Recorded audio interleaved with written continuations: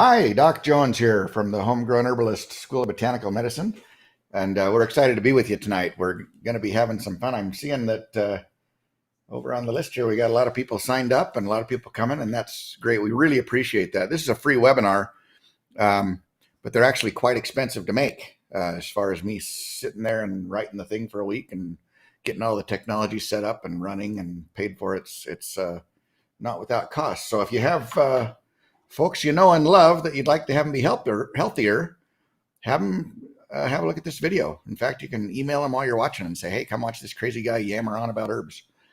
We'd appreciate that. We are live tonight, and if you have any questions at all, go ahead and type them in on the chat there. And if you're watching this, 3 years from now, put them in the comments, and I'll get to them, and we'll answer them anyway.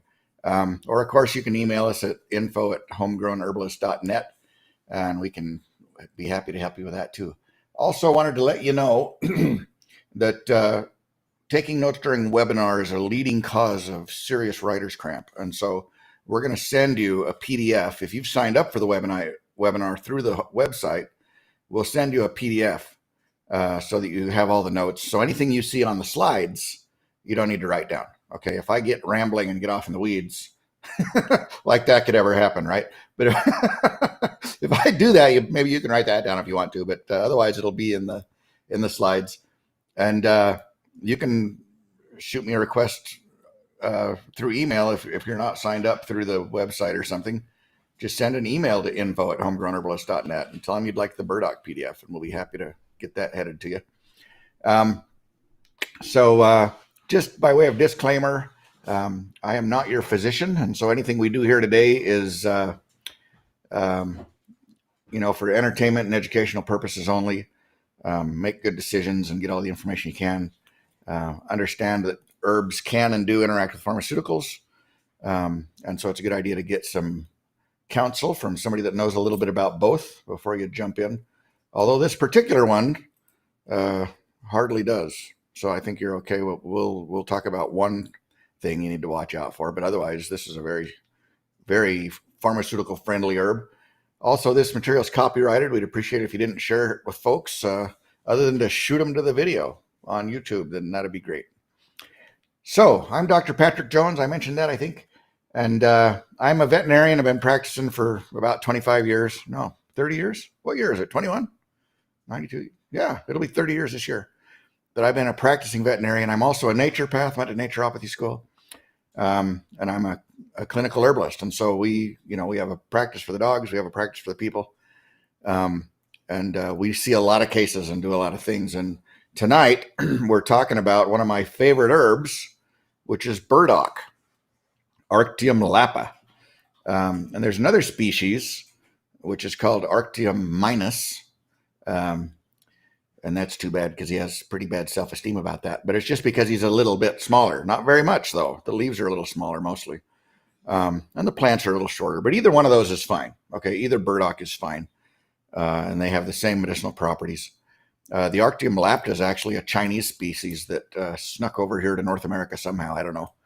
But we've got plenty of it now, which is the case with most of our medicinal weeds are actually from Europe and Asia. And they followed us here.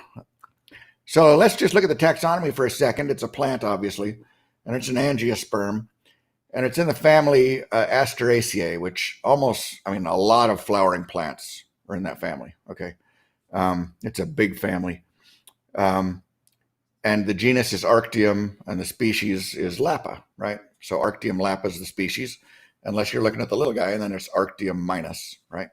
But this is a picture of it. This is a pretty excellent image of sort of what everything looks like on that plant. You can see that the leaves are sort of heart-shaped, and it's got the burrs, and we'll talk a little more about that. But that's an old illustration from an old botany book.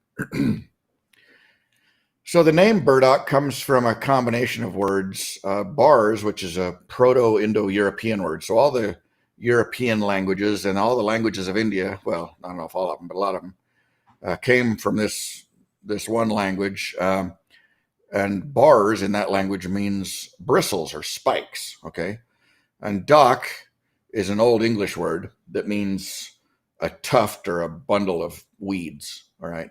They actually stole that word. The British stole that word from the Germans. The Germans had the word Docken, but the Germans didn't care that the British stole the word because they don't like weeds anyway, right? So it was okay. Uh, the Latin name, Arctium lapa, is from the Old English arctos, which means bear, and another Old English word, lapa, which means skirt. And so Carl Linnaeus was the guy that named this plant. And Carl Linnaeus was a Swiss botanist, zoologist, brilliant guy. And back in the 1700s, you would go to a science meeting and some guy from, 2 counties over would start talking about a plant or an animal, and nobody knew what he was talking about.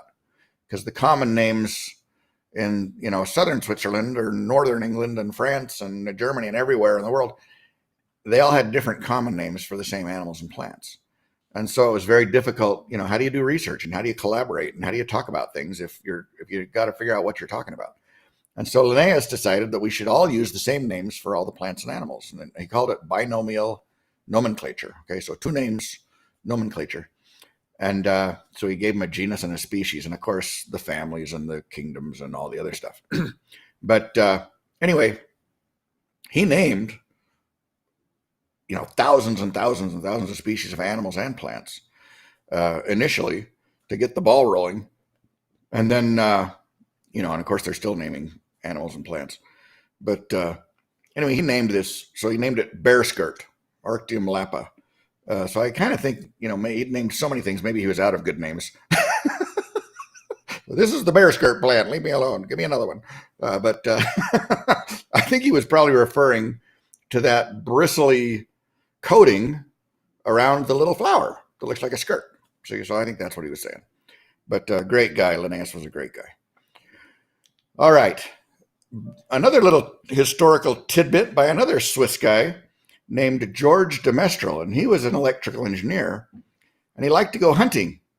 But what he didn't like was pulling all the burrs out of his dog after he went hunting and out of his pant legs and his socks, And, most people would just find that irritating and throw the burrs away. But George was a smart guy, and he looked at those burrs, and Louis Pasteur said a really important thing, a really important idea. He said, opportunity favors the prepared mind, right? Louis Pasteur said that after he discovered penicillin. Because what happened with Louis was he was growing bacteria on Petri dishes, and one day he left them out over the weekend and forgot about them, and some mold grew, and instead of just throwing them away, he noticed that there was a little clear zone around the mold where there were no bacteria growing, like the mold was killing them. Well, of course, it was the penicillium mold that we got penicillin from. But because he was a thinker and was interested in things, he noticed that and pursued it, and now we have pharmaceutical antibiotics, right? Because of his prepared mind that noticed something cool. Well, George de Mestral had a brain like that too, and he noticed the little hooks on the burrs. And he says, well, that's interesting. And he actually invented Velcro using those little hooks as the model. So you'll notice that the little hooks on burdock burrs are almost identical to the little hooks on the closing straps on your sneakers, And in fact, Velcro he sold millions of dollars of it and got very wealthy, and good for him. But, NASA actually bought it and used it on their spacesuits. So burdock is actually the first weed to go to space. So although they did that by plastic proxy, but still, burdock was up there in spirit anyway. So take home message here is pay attention to the weeds and you might learn cool things and get rich if you're Swiss and you're smart. So there you go. So one more thing we want to mention, and that is that burdock is not cocklebur. All right. 2 different plants, completely different plants. And cocklebur is medicinal too, but it does different things. Okay, it does some of the same things, but it does some very different things. And cocklebur is not nearly as safe. Burdock is an extraordinarily safe plant. I mean, you can eat as much burdock as you want, and it's not going to be harmful. Cocklebur, the seed's the principal medicine, and it's a little bit less, a little bit smaller margin of safety with cocklebur. But you can see the difference here. If you look at these pictures, the burrs on the Cocklebur, that's the one on the left over here. The burrs on the Cocklebur are sort of like football shaped and they're sort of flattened, right? And they don't have little flowers coming out of the ends of them. If you look at the Burdock burrs, they're rounder, less elongate than the Cockleburs, and they have the little purple flower tufts coming out. The other difference is the leaf. So if we look at the leaves on the Cocklebur, they kind of look like maple leaves. And these are little guys. These Cocklebur plants are, they're just little shrubby little guys. They're not big plants. Burdock, can get 6 feet tall. And the leaves are big. And they're sort of heart-shaped or arrowhead-shaped. You can look, they're broader at the bottom, and then they come to a point at the end. And so the difference in the burr is important. The difference in the leaf is important to tell those two plants apart. But they're pretty easy to tell apart. So some other common names, they call it Lapa, some people, they call it beggar's buttons. They call it bardane in Britain. The medicinal parts are the root, principally. That's what almost everybody's using. We'll talk about the leaves and the seeds too a little bit today. But most people are using the root. If you buy burdock from anybody, an herb company, it's going to be the root you're buying unless it specifically says, burdock seed. So what do they have in it? Well, the root has inulin in it, which is a non-soluble fiber that's super important. We'll talk more about that. It's got some mild essential oils in it. It's got aspartic acid. It's got a ton of vitamins in it. It's got some glutamic acid. It's got some phenols. Anyway, it's got some important constituents. The leaf has other different constituents, and the seeds do too. And they have some different properties. So the veterinary applications are just the same. Okay, you can use burdock in, dogs or pigs or penguins or aardvarks or anything with legs. All right. I don't know if you can use it in fish. I haven't tried that, but anybody else is all right, and use it for the same things. It's extraordinarily safe. It has huge margins of safety. So you're not going to poison your little toy poodle with burdock if you give her way too much burdock. It'll just be better for her. Okay, it won't hurt her. So you can use it for anything we talk about today for the human stuff. You can use it in your dog or your cat or whatever other critter you have. Okay, for the same things. All right, so let's talk about preparation and dosage. So first of all, let me say, it doesn't matter how you get herbs into your body. All right, you can eat the raw plant. You can make a tea. You can make a tincture. You can make a powder and spread it on your peanut butter sandwich. The herbs don't care how they get in there, and your body doesn't care how they get in there. Once they're there, right? And so, you can go to the mall in a bus or you can go in a helicopter. Once you get to the mall, you can buy stuff, right? It's the same thing. So for most dried herbs, including burdock, the dose of the dry powdered herb is a teaspoon or so. And I don't mean a flattened, carefully measured teaspoon. I mean a spoonful of stuff, right? Rounded teaspoon or two. And you're going to do that a couple of times a day for most things. I will tell you that if you're making a tea out of burdock, you'll do better to do a cold infusion than a hot infusion. Well, what does that mean? Well, to make a hot tea, you boil the water, right? Turn it off, take it off the heat, throw the herb in, put a lid on it, because some herbs have a lot of essential oils and they'll escape. You want the lid on. When you take the lid off, shake it, because that's all the good stuff, right? Anyway, for a hot tea, you boil the water, you throw the herb in, you let it sit there for a little while till it's cool enough to drink, strain it and drink it. That's a hot tea. That's a hot infusion, if you're speaking herbalist. A cold infusion, you just throw it in the water and let it sit for 12 or 24 hours. Okay, no heat.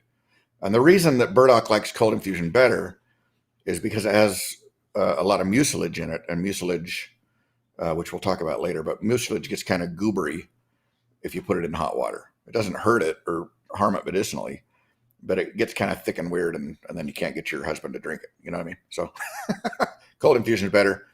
Also, some of the medicinal properties of some of the other chemicals, and we'll talk about these later, are also better in a cold infusion than a hot one. Some chemicals don't like heat, right? For this plant. And so, for most of what you're doing, a hot infusion is fine. But a cold infusion ideally would be the way to do it. So if you're making a tincture, just use vodka. It doesn't matter if it's 80 proof or 100 proof. The burdock won't care. Do a 1-to-5 ratio. So take 1 part by weight of dry burdock and 5 parts by weight of vodka. Let it sit for a couple of weeks, shake it every day, say nice things to it, strain it, bottle it, you got a tincture. Okay. So if you had 100 grams of burdock powder, you'd put 500 grams or 500 cc's of vodka in it, and in 2 weeks you'd have a tincture. Okay. And it probably takes way less than 2 weeks, but that's another conversation for another day. Okay. You can also, and you can put it in capsules. You can put it in your smoothie in the morning, the powder or the fresh plant. It doesn't matter. Okay.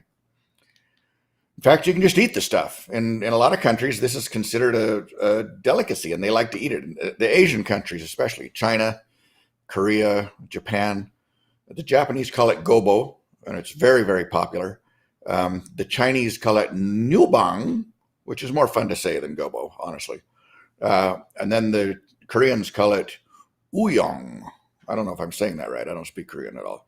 But they slice it up and serve it like a vegetable. You know, they usually soak it in water for a little while because it can be a tiny bit bitter. They soak it in water for a while, and then they'll boil it or fry it or make French fries or even like potato chips. There's some gobo chips here in the picture. And of course, the reason they're doing that is because they haven't just, you know, it's only recently that they've discovered the potato of it. I'm a little biased because I'm from Idaho, but potatoes taste better than burdock, just so you know. But burdock's way better for you. All right, I'll give you that. But yeah, it's a very popular food as a root vegetable. So let's look at the description a little bit. So it makes great big leaves, and they're sort of fuzzy. They're not like hairy, but they've got a little fuzz on them, and they're coarse. They're heart-shaped as they get larger. The first year plant, so this is a biennial. All right, so that means it's a 2-year cycle, right? Annuals, you plant them every year they flower, seed, and die, flower, seed, and die, flower, seed, and die every year, right? Perennials come up from the same root, flower and seed, come up from the same root again, flower and seed. They don't die, right? Well, I mean, eventually they do, but not on purpose. A biennial then is a 2-year cycle. So the first year of a biennial plant, they come up and make a low leafy rosette on the ground. And then the second year they bolt up vertically and flower, seed, and die. Okay. So the first year it makes this low leafy rosette, like you can see in the picture here.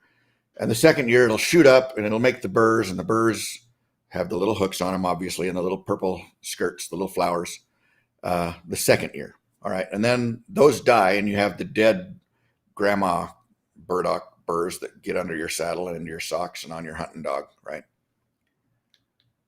Did I mention the leaves are really big? Yeah, here's a picture of a leaf, and it's really big. And so this fellow is actually a little bit big, and he's still covered completely by the leaf. So you can see these are big leaves, and you're not going to mix that up with a cocklebur if you're paying attention at all. All right. All right. Now, there are some contraindications. I do encourage you that if you don't want to feel better from about anything, don't take burdock root. Okay. Because you will feel better. And if that's not what you want, don't take it. Otherwise, it's perfectly safe. There are almost no contraindications. Okay. Unless you're a diabetic on insulin, there's no contraindications at all. Or unless you're allergic. Some people are allergic to things. I've never seen that with burdock, especially the root. Most people, you know, it's in the Asteraceae flower family with a lot of other flowers. And a lot of people are allergic to those. You know, they'll sneeze about chamomile, but it's the flower they're taking, right? This is the root. So it doesn't even have the pollen and the fragrances and the stuff that most people are allergic to when they're allergic to that family. So I've never seen it. I guess it's possible. The seed, on the other hand, does have some contraindications. Don't take the seed if you're pregnant, especially if you're early pregnant, like the first 2 trimesters, because it will cause some spotting and theoretically could cause miscarriage and things. Other than that, the seed's safe too. So, like I say, wide margins of safety. No issues to speak of, really. Cultivation. So like most pernicious weeds, burdock's pretty easy to grow in your garden. All you have to do is not pull it and it'll be fine. It does like a fair bit of water, but it doesn't really care as long as it's getting some water. It doesn't care if it's in full sun or part sun or no sun. It doesn't care. You know, if you give it a lot of water, and it's full sun, the thing will get 8 feet tall. I mean, they're astounding if you're nice to them. And again, it's a biennial, so if you don't like it, it's not going to overtake your place, because just chop the flowers off before they go to seed and it'll be dead and it won't make babies, right? So very easy to control. It won't take over the place as long as you're not letting it go to seed. So harvesting, so the root is the principal medicine, all right? That's really all I use is the root. But it's a biennial, so it's a 2-year cycle. So with biennial plants like burdock, like mullein, like, who else is a biennial that's important? So I'm going to have a mental block now. Anyway, there's a lot of them. Anyway, angelica, there's a lot of them. Anyway, if the root's the medicine, teasel, now they're all going to come while I'm trying to talk. But okay, enough. We got it. Anyway, the root on a biennial plant, you want to get it when it's as large as possible, right? And so it's going to be at the end, but you want to also get it before it flowers, seeds, and dies, right? Because once that plant shoots up that vertical stalk, he's done being interested in the root, right? They're going to put everything above the ground, and to heck with the root. We don't need it ever again, right? So all the medicine, all the good stuff, a lot of that goes away in the second year when the thing shoots up to flower. So you want to harvest the roots either in the fall of the first year or in the early spring of the second year before the thing bolts up, okay? And it'll be a little bigger if you do it in the spring. That's when I harvest them, okay? And so, and it's easy to find the plants. So in the spring, what you do is you look for the old grandma plants that have the dry burrs on them, and you look at their feet and you'll see, the first year plants. And so just dig them up. I found that singing a hymn helps me not say bad words when I'm digging up burdock root. It's, you're not going to get the whole root, okay? It goes down a long ways, and life's too short to be chasing that kind of nonsense. Just get what you can, move on to the next one. Plus, you'll get a lot of burrs down the back of your neck and in your socks and stuff, because all the grandma plants are sure you meant to get some seed harvested as well. But anyway, they're not hard to harvest. It's just a lot of work as far as the digging part. One little tip for you, though, if you're harvesting this and you're going to use it, and you're going to dry it, which you probably are, slice it up into little pieces before you dry it, because it's really hard to get it ground up if you leave it whole. That gets to be a hard, big old thing, and that'll bust your blender blades. You know what I mean? So put it in little pieces and dry it then, and that'll be more fun to grind.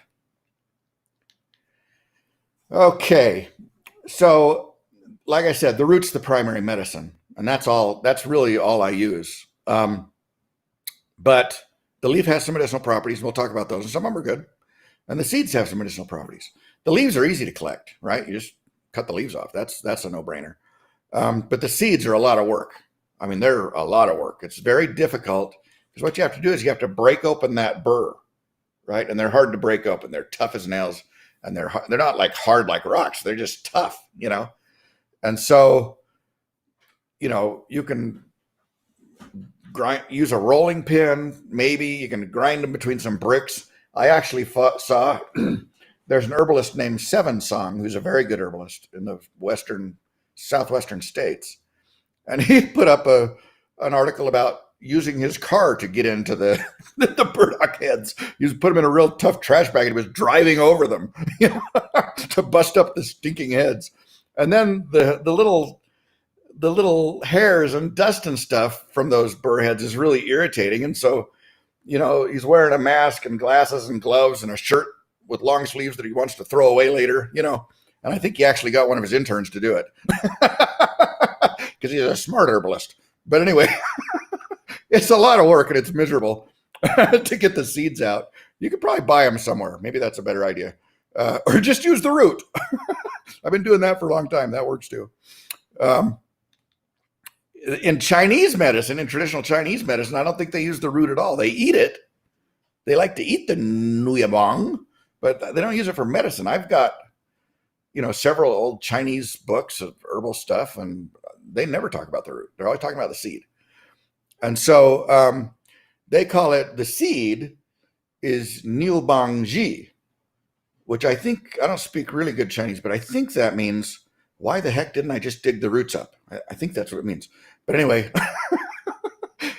so in Chinese medicine, you've got the meridians the channels that your qi flows through, right? That the acupuncturist poke needles into. So the meridians that are most affected by the seed are the lung meridian and the stomach meridian. They use it for dispersing wind heat. They use it for sore throats.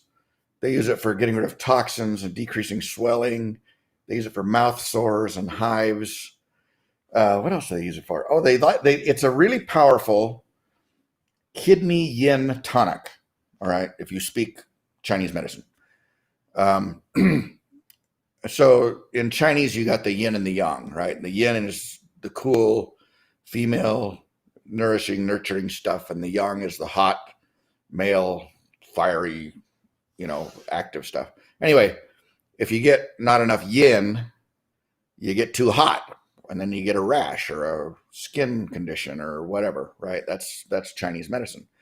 And so, if a guy walks in red-faced and hot and blustery to a Chinese practitioner, he's getting some burdock, right? We got to get that yin pumped up and balance this guy out. Okay, that's what they're doing with it. There are some contraindications if you're a Chinese herbalist for the seed. Again, remember we're talking about the seed. They don't use it for spleen weakness. They don't, if there's diarrhea with the spleen weakness. They don't use it in qi deficiency or blood deficiency. They don't like it if there's an oozing sore. They don't like that. They like it for other sores and for skin rashes. But anyway, they're always using the seed. So let's talk about Western herbalism. Okay, we'll talk about the root. That's what we like, right? So first of all, it's better suited for chronic conditions than it is for acute conditions. The root, okay? The root's main function is removing toxins from the body, right? It's a liver tonic and a kidney tonic. So it gets toxins out of the body. And so a lot of its medicinal effects are secondary to that process, So if you take something for your headache, that makes your head numb so it doesn't hurt anymore, that happens right now, right? But if you take something that makes you feel better because it's eliminating a lot of toxins, well, that might take a few days or weeks, depending on how toxic you are, So sometimes with the burdock, give it a few days. Don't just assume it's not working because it's not working this morning when you just took it. The leaf and the seed are used more for acute conditions, okay? Rashes, infections, things like that. So if you have a rash, that just flared up, just came on, or you have a bee sting, use the leaf or the seed for that. If you have eczema, take the root. You see what I mean? The chronic things, the root's better. All right, so let's talk about some of the properties. First of all, one of the really great things about burdock is it's a phenomenal antioxidant, okay? It has really significant ability to scavenge free radicals and reactive oxygen. And those free radicals and oxygen atoms are really destructive to cell membranes. They'll kill cells. Because what happens is that, well, if you look at this picture, This is a really neat picture. I found this on the internet. And it must be taken with a really powerful, electron microscope, because you can actually see the faces on these molecules. I've never seen a picture this magnified. It's really amazing. But anyway, atoms like to have pairs of electrons. Okay. They like to have even numbers of electrons. They're a little bit OCD about the even number thing. Okay. So if you're an atom with 2 electrons, like helium, you're happy and you don't react with anybody, right? But if you have 3, well, now you've got an extra electron who doesn't have a buddy. And so you're going to be more reactive. And so, ions form and free radicals form, and all those things happen because somebody lost an electron and they want it back. So they're going to look for a tissue or a chemical to bind with or to steal an electron from. And that's how the cells get damaged, basically. All right. And so burdock, gobbles those guys up. It neutralizes those free radicals. It's like a sweet little lady with a basket of cookies saying, "Oh, here, have an electron. Quit being such a grump," right? And so now the free radicals aren't, attacking the cells. So that's good. They have done some research and shown, and this is interesting, but the teas, the infusions, the water infusions are better antioxidants than the tinctures are of the burdock root of the same plant. Okay, so for this particular thing, the burdock tea would be better than the tincture, and I would imagine that the powder in your smoothie would be just as good as the tea, right? But they're better than the tincture, which is interesting. Usually it's not any different. Sometimes the tinctures are better. All right, so as long as we're talking about bad things that it can get rid of, they've done some research recently that burdock is also really quite good for getting rid of radiation out of your body. And it's also good for heavy metals, arsenic, cadmium, lead, all those guys. And for all kinds of other serious toxins. You can see, here in this picture, we've got this nuclear power plant, and it's surrounded by purple loosestrife, which does not get rid of radiation. And of course, there in the background next to the towers, you can see some clover that's grown 40 feet tall and is now grabbing people as they go by on their bicycles and eating them. But other than that, radiation is perfectly safe. But anyway, stay away from this 40-foot clover. That's bad for you. Anyway, burdock gets rid of that stuff, of radiation. That's amazing. It's also quite good for lymphatic congestion. So I don't know if you know about the lymphatic system. The lymphatic system is basically another circulatory system. It's like a completely separate circulatory system, okay? And it hooks up with your circulatory system in your chest. There's a big duct called the thoracic duct that dumps the lymph back into your blood. But what happens is that the cells, mostly white blood cells that are fighting infections, they jump out of your circulatory system and into your tissues to find bugs to kill, right? And then to get home again, they go into the lymphatic ducts and they go up through the body and get dumped into the vena cava, which is the big blood vessel that goes back into your heart. But burdock helps that lymph move better. Okay, it doesn't move very well. It doesn't have a pump. Your heart moves really good. It's got a pump that's pumping all day. The only way that lymph moves is by muscle contraction. Okay, so you can squeeze the lymph up your body by contracting your muscles, and there's little valves in there to keep it from, to keep it only going one direction. But it doesn't move nearly as quickly as the blood does. But burdock, loosens it up, dilutes it a little bit, gets things moving, and so you get less lymphatic congestion. If you've got swollen lymph nodes, or if you have an infection and you want to get the lymph moving so the good guys can get in and the bad guys can get out, burdock's good for that. All right. It's also a uterine tonic. Now, this is a little bit controversial because they used to think a lot about this back in the 17 and 1800s. I think it's a uterine tonic, but I think it's a uterine tonic just because it's a tonic for everything. It removes toxins, it improves circulation, it purifies the blood, right? Because it's a liver and kidney tonic. That's how burdock does a lot of what it does. It just cleans things up. So if you clean up the blood, you improve circulation, you improve oxygen flow, you remove toxins. Well, now your uterus is happy, right? And that's better. There was an old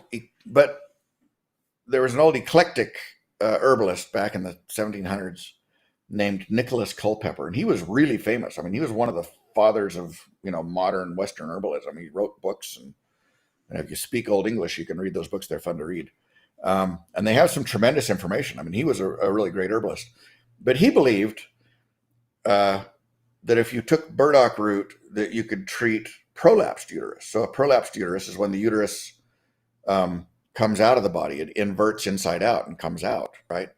And he thought that burdock could help that. And I think it probably could. Why? Well, because we're going to tone it up. We're going to improve circulation, which is going to decrease edema and swelling, right? And maybe the thing shrinks up a little bit and behaves and comes back in a little. But Culpeper thought that if you took burdock roots and put them on the lady's head, it would pull her uterus back in. So, okay. So I think the take-home message there is that even famous herbalists sometimes think something that's really dumb. Okay, so even if it's some guy in YouTube that that looks like he knows what he's doing, it's okay to do a little backup research, right? And you can see from this picture that that Culpeper had a patient, and this was a lady that he treated for prolapsed uterus, and he's still, several years after her death, holding the burdock on her head because he thinks maybe she's a slow healer, I guess. I don't know, but anyway, I think it probably is a uterine tonic, not because of anything hormonal or anything magic, but just because it cleans things up, improves circulation, improves oxygenation. It's a tonic for everybody, okay?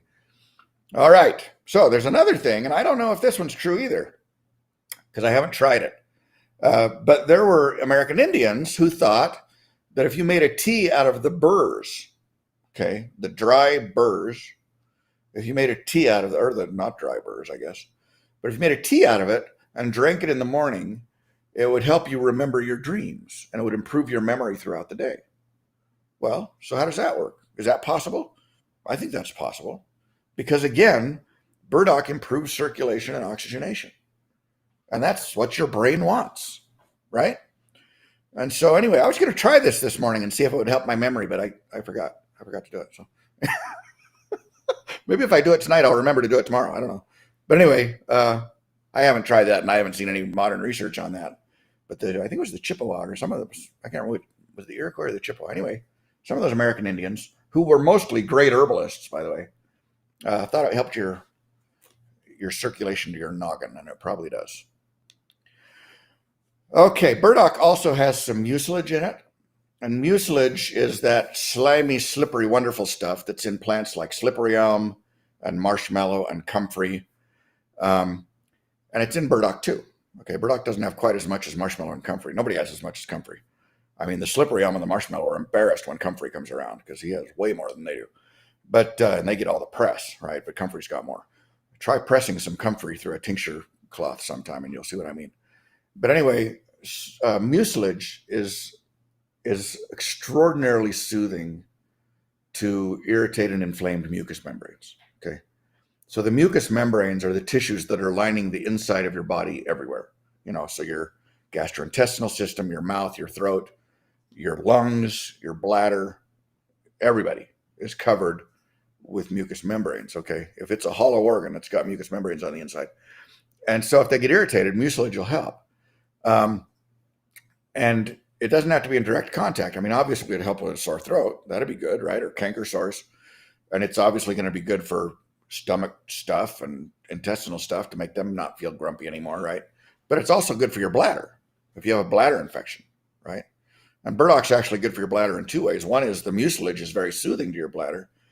And the other is it's a diuretic, so it makes you pee more, which will flush out a bladder infection, okay? Anyway, burdock has mucilage in it. If you want the mucilage, if that's what you're after, remember that we mentioned earlier that a cold infusion is better than a hot infusion, okay? So just a reminder, if you have questions, put them over here. We'll do all the questions at the end, okay? Because I'll have to put my glasses on and I can't see both with my glasses. So we're going to do all the questions at the end. And if you're watching this 10 years from now, put it in the comments. I'll answer it, okay? All right. Digestion. Let's talk about digestion a little bit. Burdock root is really phenomenally good for digestive issues. Again, because it's a liver tonic. Okay, it stimulates the liver. And when it stimulates the liver, what's it doing? It's increasing bile production and it's increasing bile flow. Okay, well, what does bile do? Well, bile is the chemical that your liver releases and dumps into the intestine every time you eat a meal. And what the bile does is it surrounds the fat molecules. It emulsifies the fats and breaks them up so that the fat enzymes, the lipase from your pancreas, can get in there and digest those fat molecules and turn them into little lipids and things that you want to make cell membranes out of and brains, right?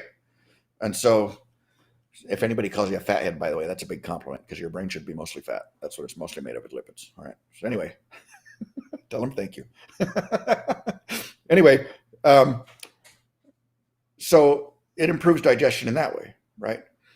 The other way it improves digestion is it's packed full of inulin, which is an insoluble fiber. What does that mean? Well, it's a fiber that you can't digest because you're a mammal, all right? You don't have any enzymes to digest that fiber, so it goes right through you, all right?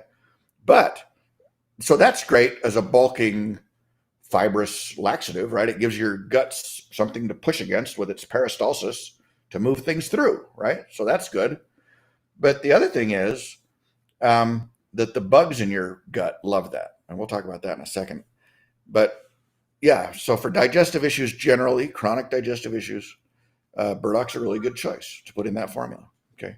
You can also use it as a digestive bitter.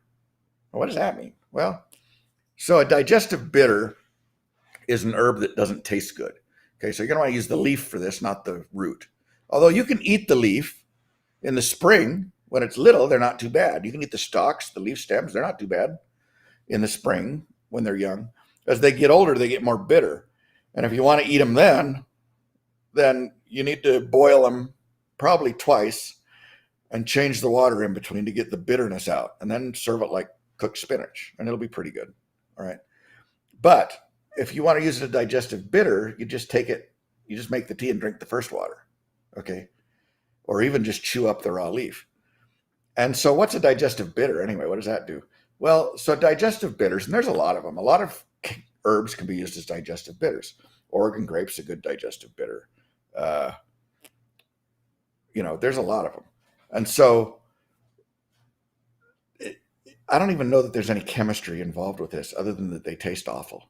Okay. So what happens is you take the bitter about a half an hour before you eat, and your mouth says, holy cow, that's really bitter, right? That's awful.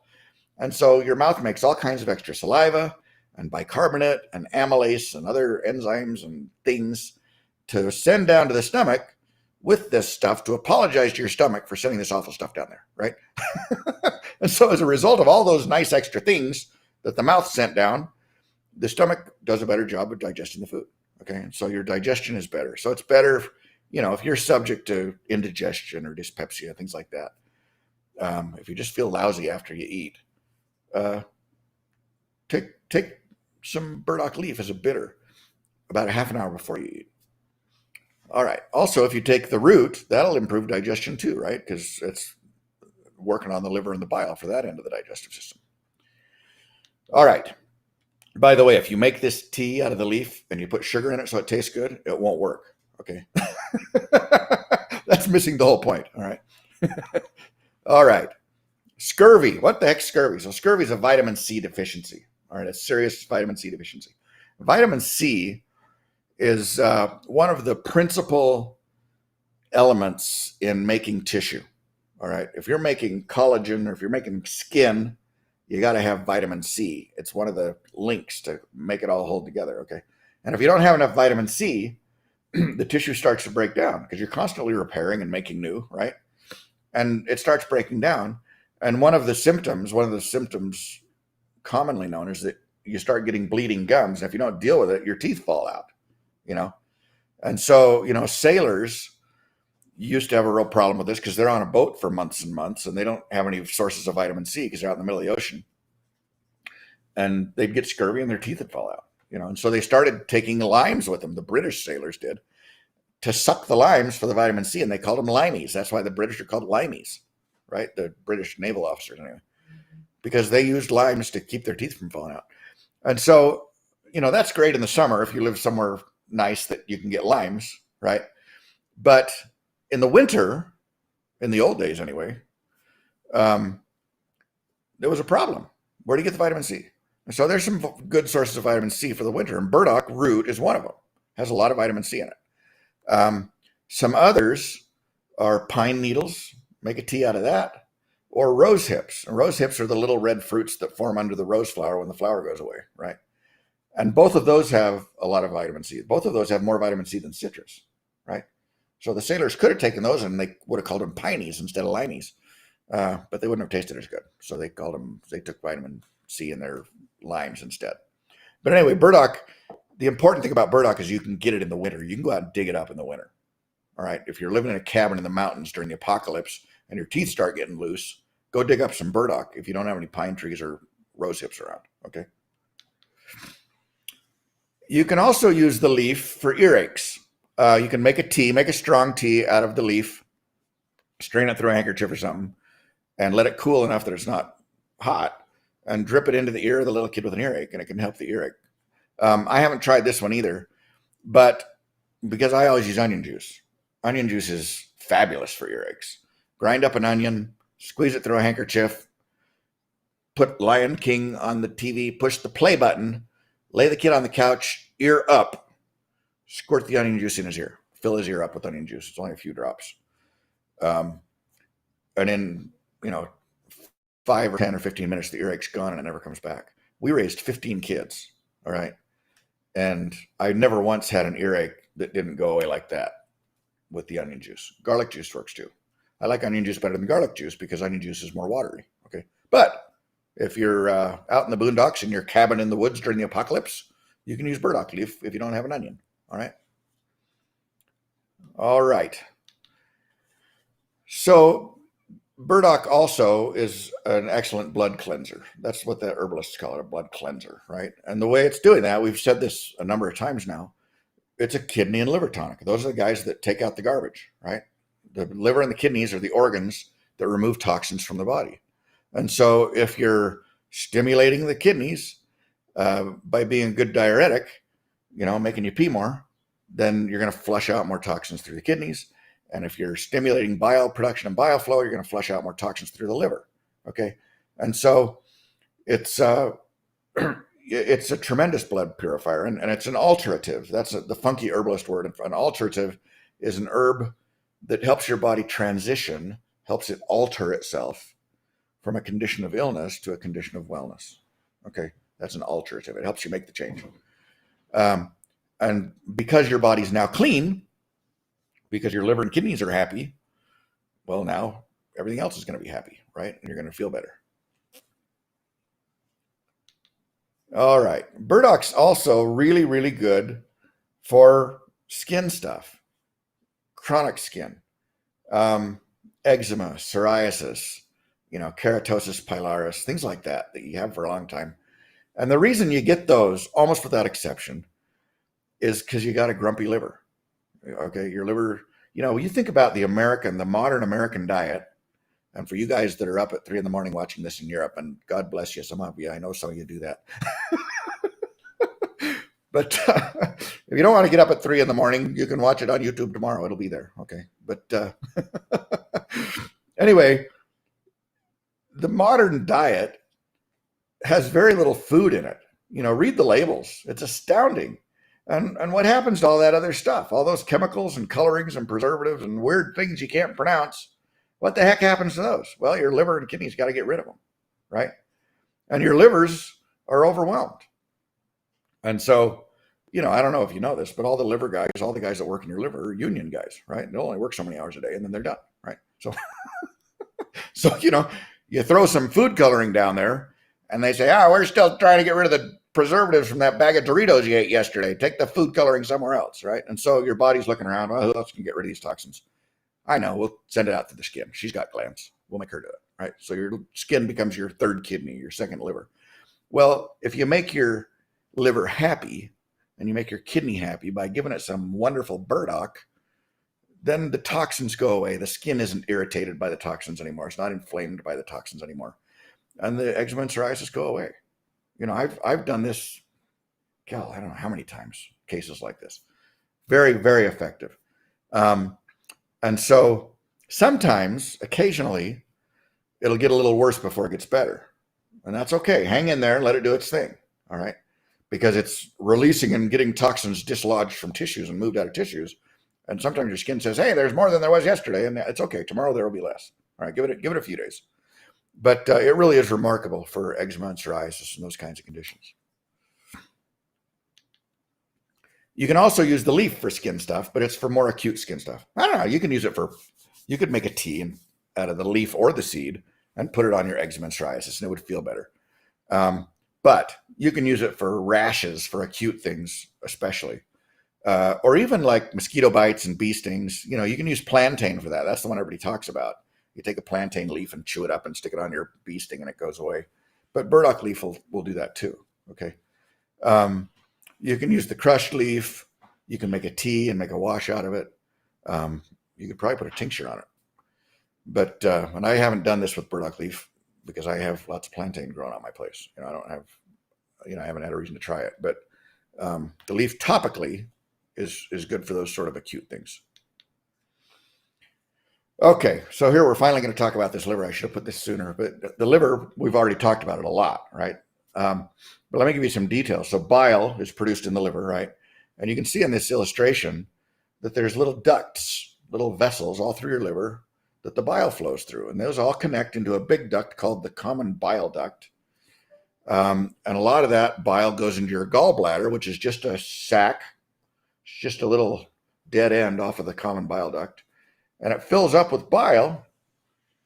And then when you eat a meal, somebody sends a text to the gallbladder and it squeezes and empties and puts a big dose of bile into your gut for the food that's coming in, right? Because bile, remember, helps you digest fats. Bile also is very slippery, so it helps you poop, right? It makes the stool more lubricated, so things move through faster. So burdock and bile also eliminates toxins. That's where the body dumps all the toxins. When you eat something, every bit of the blood comes from your intestines and goes right to the liver for detoxification. Okay. And so it's interesting. If you go to a doctor, right, and he's going to give you a medication, if he's going to give you an injection, he gives you way less than he would give you if it was an oral medication. And why is that? Because if you take a pill, your liver kicks half of it out, right, before you can absorb it. And so, that's good for bad chemicals. But that's how the toxins get removed. And all the blood goes through the liver too, from everywhere else on its way to the heart. And so it's all getting detoxified. It's all, and then that poison is getting dumped into the bile and sent out into the intestines to get, sent away. And so, because it's a liver tonic, it helps with detoxification, which helps with everything in your body, right? We've said that a dozen times. It helps with digestion of fats, and it helps with the bowel movement. It's a very mild, very effective laxative. Okay. So it's great for cases of hepatitis. I can't tell you how many times I've used it in the vet practice for hepatitis and jaundice cases, like really severe ones, and it often straightens them out. Sometimes I use other herbs with it, but we've got a formula on the website called Liver Support and one called Liver Builder, right? And burdock's a big player in those. All right, and again, we talked about the kidneys, okay? So the kidneys are the other guys that are getting rid of poison. And so the effect of burdock on the kidneys is it's a diuretic, all right? Diuretic is something. So the job of the kidneys is to keep water in your body, right? And people often come to me in the naturopath practice and say, I know my kidneys are working because I pee really a lot. Well, that actually means they might not be working very good unless you're drinking really a lot, which would be great. But their job is to keep water in. And so what the burdock does is it goes down there and says, look, boys, relax. Let some of that pee go through, right? And so don't be so greedy. And so it increases urination. And as a result, it increases toxin removal and it flushes the system, right? So you're flushing the kidneys, you're flushing the bladder, you're flushing the ureters and the urethra. And so it's really good for bladder infections because it just flushes stuff out. It's also good for bladder infections because of the mucilage content. Remember, we talked about that. That soothes the bladder and that can help the infection too. Makes it hard for the bacteria to attach. Okay. So burdock's good for bladder infections. It's good for kidney stones as part of a kidney stone formula. Okay. Because it increases urination. That increases flow, helps force the thing out. Okay. We have a formula called No Stones, Nostonz.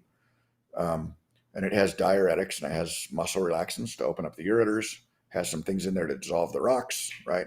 But you want diuretics as part of that program, right? To get those rocks gone. All right. So we mentioned this when we were talking about digestion, but let's talk about the gut flora. So the gut flora are the bugs that live in your guts. All right. There are billions of bacteria and little protozoans and little yeast organisms, happy little helpful guys living in your gut. All right. And they outnumber our body cells about 10 to 1. Okay. There are way more of them than there are to us. So we should be nice to them. Okay. We're vastly outnumbered. And they do important things. They help digestion, you know, they help the immune system. They even help the nervous system. They produce enormous amounts of serotonin, which is one of the chemicals that makes your brain happy and makes all your other organs and nervous tissues happy. Extraordinarily important stuff that your gut bacteria do. They prevent bad diseases from getting too numerous because they outcompete them, right? So you take an antibiotic and what happens? You get a candida infection, right? You get a yeast infection because the yeast aren't susceptible to the antibiotic, but you killed all the bugs that were competing with them, right? I think, and I don't have any data for this, but I think that, there's a strain of strep called group B streptococcus. It's a bacterium that sometimes, not very often, rarely in fact, can cause some issues in newborn babies. If mama has group B strep, the baby can get an infection and then they have to treat the baby, okay? It's very rare for it to be a problem. If they get the group B strep, they treat them and they're fine, right? But what they're doing in the medical profession now is they're encouraging and almost insisting that all the women get an antibiotic for the group B strep if they have it, right? And so those babies, when a baby is born, they're inoculated with the bacteria from the mother's body so that they can get the bacteria into their body, right? So they can have normal serotonin levels, right? And normal everything else. And if you blast mom with antibiotics on the day before the birth or the day of birth, well, what have you done to her flora? And what bugs is Junior getting now? And how come he has anxiety and panic attacks all the time? I don't know. Maybe it's because he doesn't have enough serotonin because he doesn't have the bugs in his guts that he was supposed to get when he was born. You know what I mean? I don't know. That's not even a theory. That's a hypothesis. It's just an idea that I have. But I think that there's things going on with modern health that weren't going on, 40 years ago. When I was in high school, I didn't know anybody that had anxiety or panic attacks. Nobody. Right? And if you go to high school now, how many of the kids have anxiety and panic attacks? And what is it from? I don't know. I don't know what it's from. But I'm thinking it might be the gut bugs. And it might be because of overuse of antibiotics in women that are about to have a little kid. I don't know. Somebody should do some research. They probably have. Somebody go on Google Scholar, see if I'm right. Maybe I'm right. We don't know. But anyway, the burdock has tons of inulin in it. It's that insoluble fiber. And it's the favorite food of these gut bacteria. Okay, so eating burdock root, the root has the fiber. Eating burdock root is feeding your gut bacteria. It's what they call a prebiotic. A probiotic is when you take a capsule full of bugs, right? And you say, here, you guys go live in my belly. I love you, right? That'll be good. A prebiotic is when you're feeding and taking care of those guys. So that's really, really important. And if you put a spoonful of burdock powder in your smoothie every morning, your guts will be singing and dancing. They'll be happy. The bugs will, not your guts. That would be bad. But but the bacteria will sing and dance and they'll be happy. But anyway, it's really important. We have a formula called prebiotic. Digestive, I think it's called digestive prebiotic. Anyway, do a search for prebiotic on the website and you'll find it. But it's really great for, and it's not available as a tincture. Why not? Because we want the fiber. That's all we care about, right? That's what we're after. All right. So burdock is also a nutritive. It's, again, throw the stuff in your smoothie. Please eat this stuff. It's got all kinds of iron, magnesium, phosphorus, potassium, manganese, sodium, all kinds of minerals. The roots go down a long way. And they pick up a lot of microminerals too, that you're not getting in your regular food, especially if you're buying commercially produced food made from commercially produced crops. Because the farmers, and I love the farmers. I'm not saying anything bad about the farmers, but they only put 3 chemicals on their dirt, right? They put phosphorus and nitrogen and what do they put on? Potassium, right? That's all they get. There's no beryllium in there. There's none of these really weird microminerals. And they've been farming the ground for years and years and years. And so, where are the plants going to get those microminerals? Well, they're not, right? But if you give them some fertilizer, they look beautiful and they make big fruits, and that's great. You can sell them, and people eat them. That's great. But they're nutritionally don't begin to compare to the guys that are, getting real nutrients from real compost and real, in a real environment. And some farmers are using manure, and that's quite good. That's got some nutrients in it and stuff. That's good. But anyway, these weeds that have these really deep roots are really great sources of important microminerals. Okay. You can also eat the leaves. We talked about that. Eat the young ones. The young stalks you can eat. If they get bigger, you can still eat the leaves, but you got to boil them a couple of times, and they're not as good. If the roots are too old, if you wait too long, they'll get sort of a bitter rind on the outside, and you can take that off, and they'll taste better. But if you're harvesting in the fall or early in the spring, you shouldn't have to do that. Okay. And again, like I said, you can just throw the powder in your smoothie and get all the nutrient value. You don't have to make gobo, right? Here's a nice dish of gobo that some nice lady made in Japan, probably. But, you don't have to go to that work. You can just use the dry herb and eat it. And we have the dry herb on the website. Go buy a pound of that and eat it. It'll be good for you. A couple of spoonfuls, a couple times a day. All right. So burdock's also very good for arthritis. All right. And that's principally, again, due to the blood cleansing effects of being a liver and kidney tonic. Okay. Because what happens is you get toxins in your blood, they precipitate into your joints, and they cause inflammation. All right.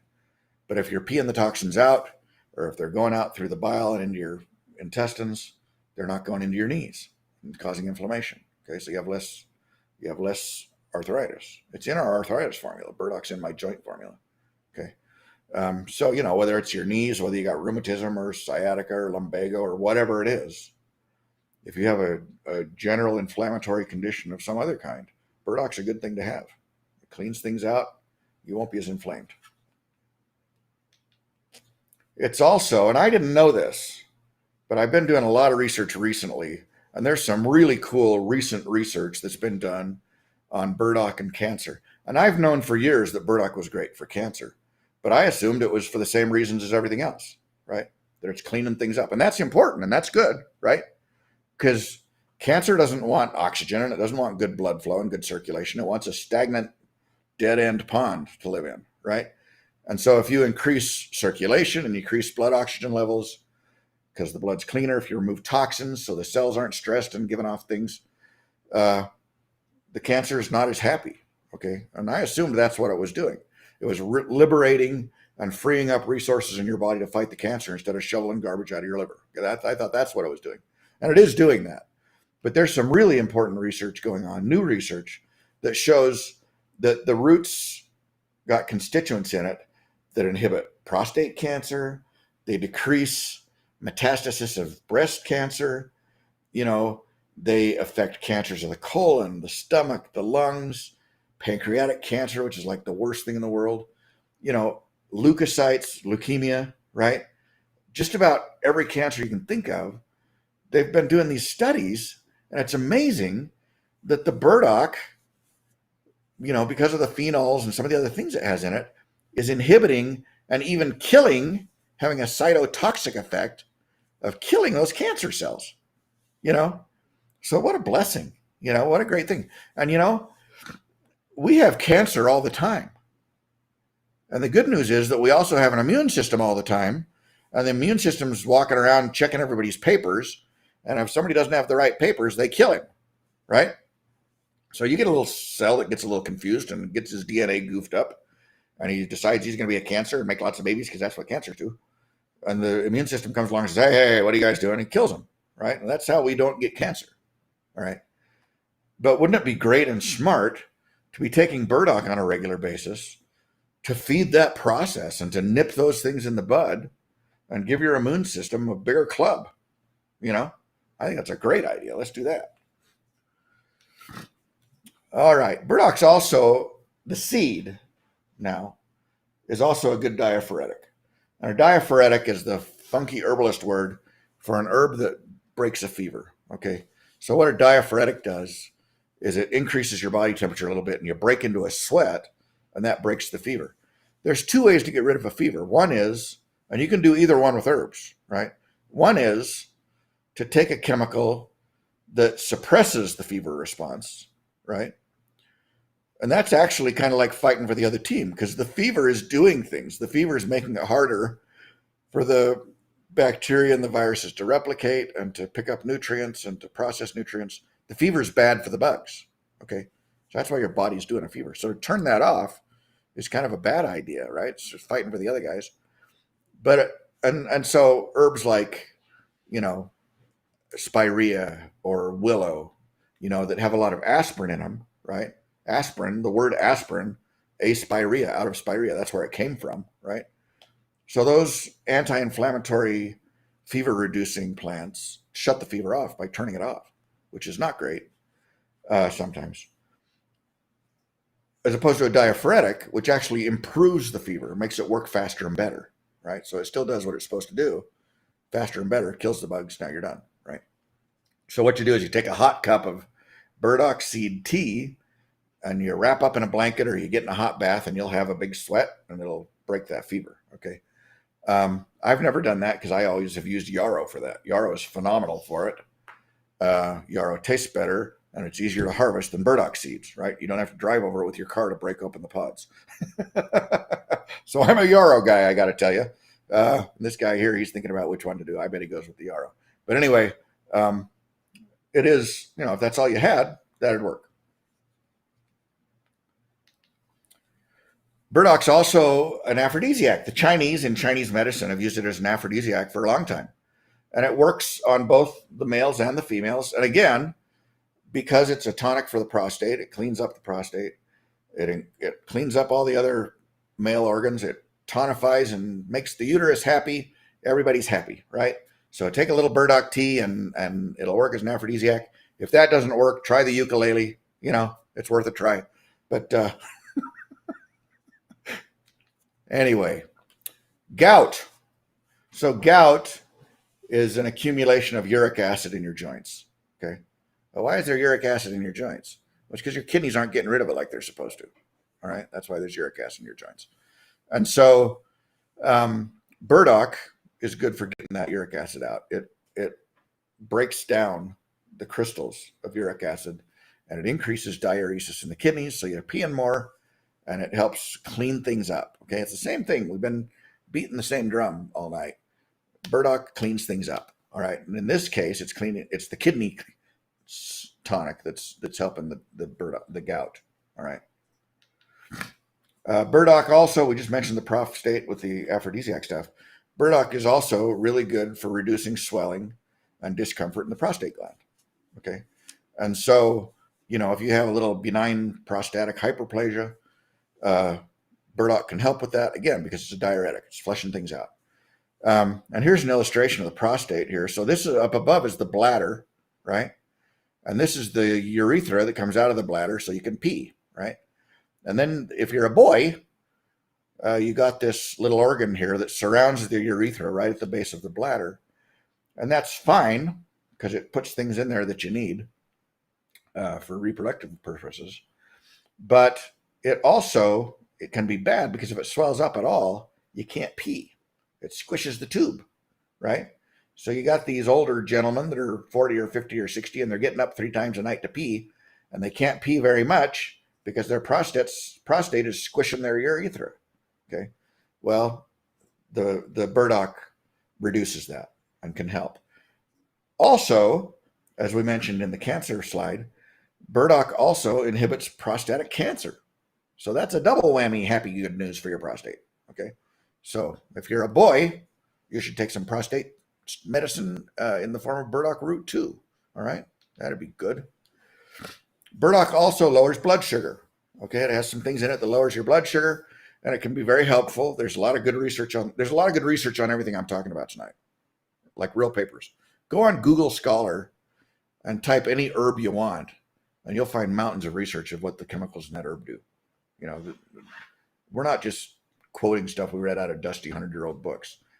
All these things actually work. And many of the pharmaceuticals we have, modern pharmaceuticals, were derived or copied from plant chemicals. They're still doing that. They're not using the plants anymore, but they're looking at the plants and kind of like that one. I'm going to steal that chemical and synthesize it in my laboratory, right? But burdock can lower blood sugar, so that's good for pre-diabetics, for people with insulin resistance, even for diabetics. It can help. And this is the only contraindication for burdock that I would give you for the root. And that is, if you're a diabetic and you're on medication, like insulin especially, be very careful taking herbs that also lower your blood sugar, right? Because it can get really low. Now you got trouble. It's an additive effect. So I'm taking this medicine and I'm taking that medicine. And just because one of them is green doesn't mean it's not going to combine with the other one and lower my blood sugar too much, okay? There's no other pharmaceuticals that I'm aware of. And I have great big thick books I check all the time about pharmaceutical interactions with phytochemicals. And because I went to doctor school and I speak pharmacology, right?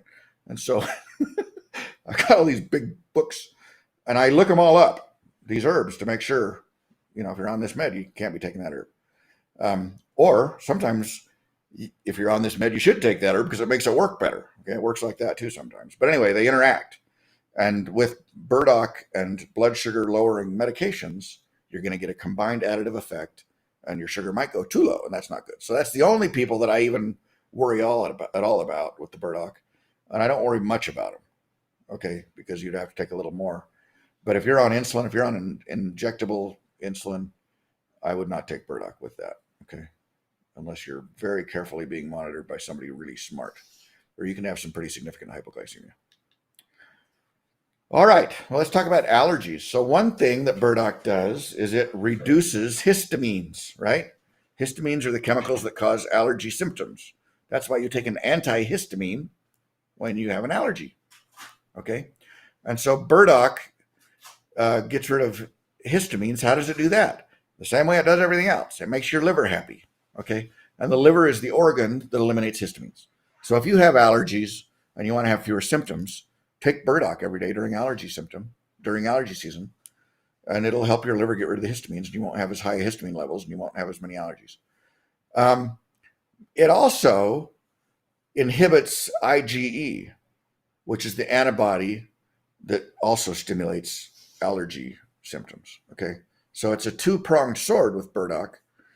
It's increasing histamine elimination, but it's also decreasing IgE production. So overall, you're going to have less severe allergy symptoms.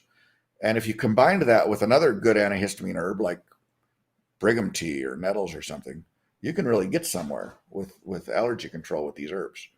I would add burdock to any kind of an allergy formula. That'd be a great idea. Okay. So, just in summary, this is a phenomenally useful plant. I mean, I have about 80 or so herb formulas, and a lot of them have burdock in them because it's just great for everything. Makes everything work better, And if you took that as a daily tonic, you can take it every day as a daily tonic, as a nutritive, as a prebiotic, as a, cancer preventative, as a digestive aid. I mean, it's doing everything as a way to get rid of toxins from your body. You're just going to feel better. You're just going to feel good, and it tastes good, and it's cheap, and it works great. So if you have a body, I guess what I'm saying is, if you got a body, then you ought to be taking burdock regularly, whether you're sick or not, and you'll feel better, okay? So just want to make a shameless commercial announcement. Like I said, we do have an enormous number of formulas that have burdock in them. We also have just plain old burdock. If you want the tincture or the powder to throw in your smoothie, I'd use the powder for your smoothie. But if you want the tincture for some of the other medical stuff, that'd be great. The only thing different about the tincture, it doesn't have the fiber in it, right? Because it gets strained out when we strain the tincture. But otherwise, it's quite good. We got a lot of formulas. Go buy something, will you? It'll make us both feel happy inside. Helps us continue to do our work. Also, if you'd like and subscribe to this, if you'd email this to all your buddies and say, hey, you can watch this crazy guy that looks like an Amishman talk about weeds if you want, and it's fun, then they'll come watch too, and that helps us spread the word. Helps us help more people become herbalists. Also, of course, we have the Homegrown Herbalist School of Botanical Medicine, and we would love to partner with you in your journey on learning herbal medicine. Our school, you'll have lifetime access to the material. I'm constantly upgrading, improving, and adding to stuff. You'll have lifetime access. There's no timetables or requirements of any kind. Just do it as life allows. If you finish it, I'll give you a very nice certificate of completion that says you can finish the clinical herbalist course. There are other courses with similar amounts of content that cost 10 times as much money. $6,000 or $7,000. There's a lot of them. And ours is a tenth that much. And why is that?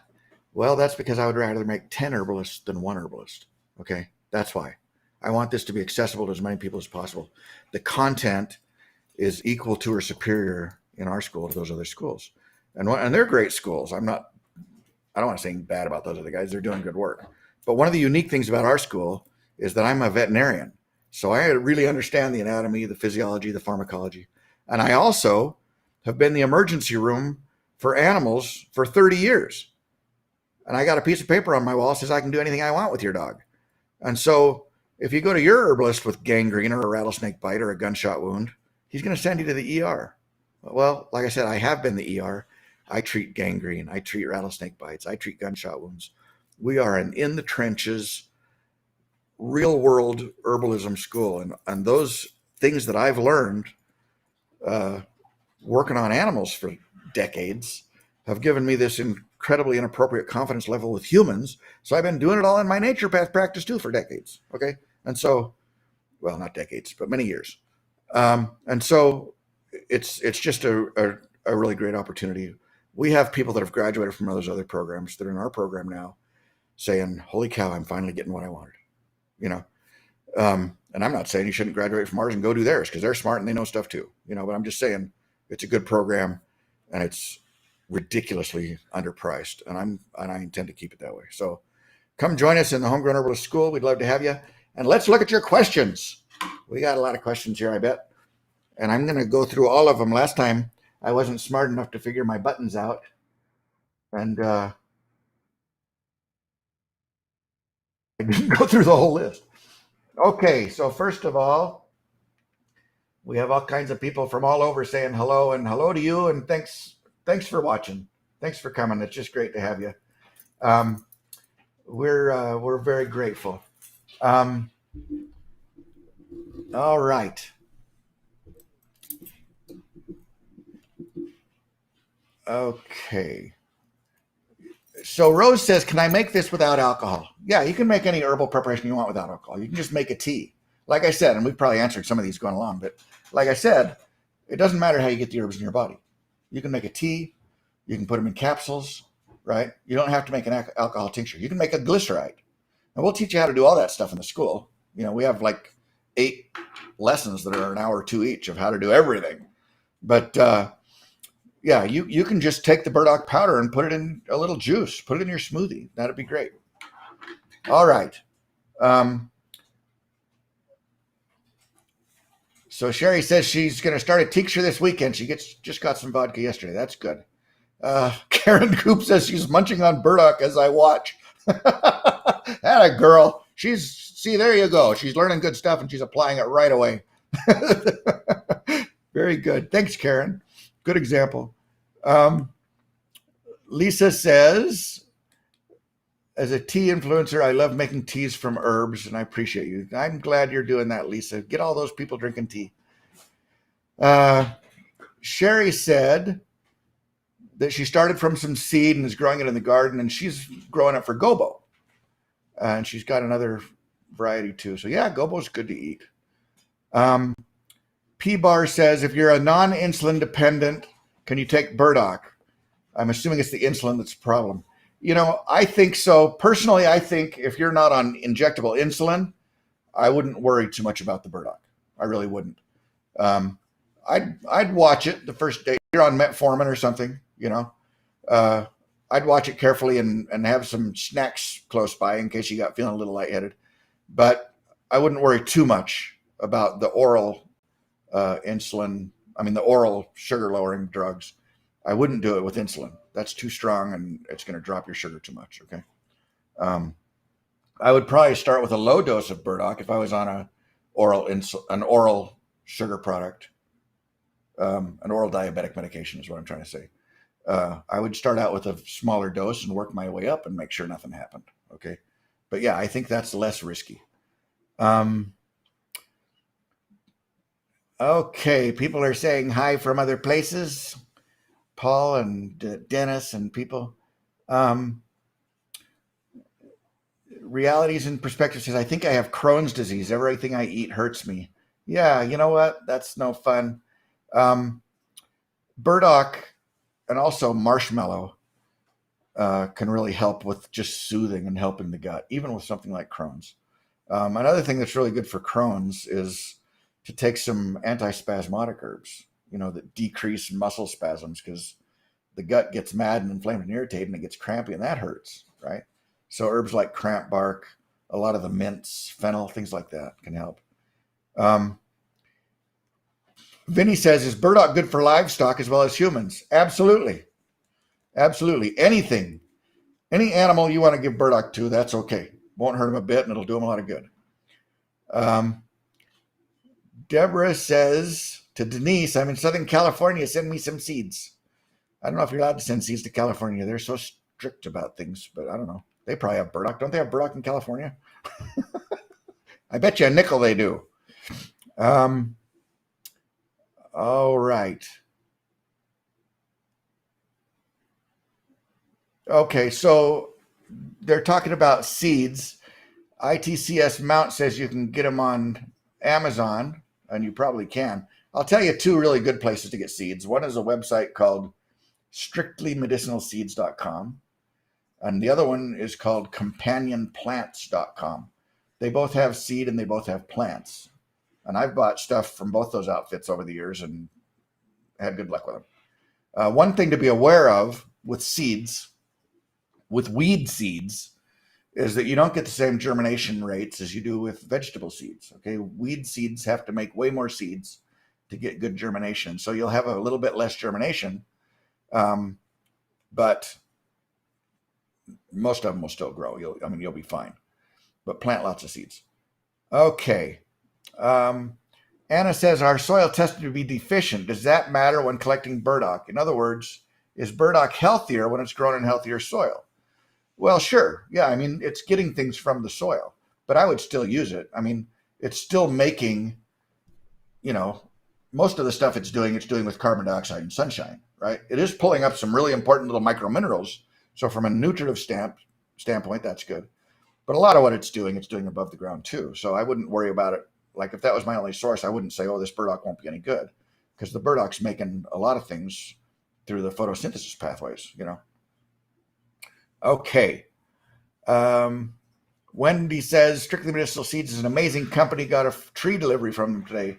My seed from them this year was nearly 100% germination. Yeah, and some of the plants will do that. Like I bought lobelia from them, and I got a bazillion little lobelia plants. I think every seed I planted grew. It just depends which plant it is. Anna says, is burdock better than dandelion as a general tonic? I think so. I think it is. But they're both really good. Dandelion's really good too. Deborah says, okay, she's still trying to get some seeds. Jawan says, is it good for blood sugar? Yeah, we mentioned that, right? It lowers blood sugar. Don't take it if you're on insulin.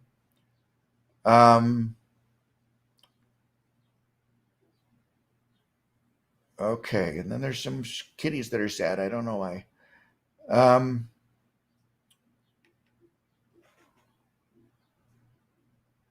Okay. Juwan says, wow, burdock's good for everything. Yeah, it really is. It really is. Okay. Ben says, thanks, Doc. Thank you, Ben, for watching. I appreciate it. Tell your friends, and they can come watch too. Will cold infusion of the leaves help a prolapsed uterus? Any use of I would use the root. I would use the root, not the leaf. Okay.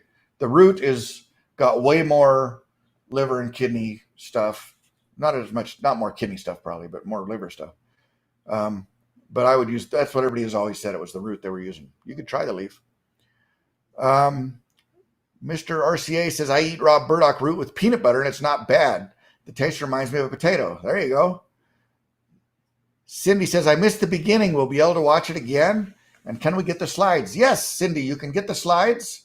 If you didn't register through the website, just send me an email to info@homegrownherbalist.net and I'll send you the PDF of the slides. And this is going to be on YouTube, so it'll probably take a day or two for it to process and get up there, but it'll be on there and you can watch it whenever you want. All right. And then several other people told her that too, which was sweet of you. Thanks, because I was yammering on about burdock. Okay.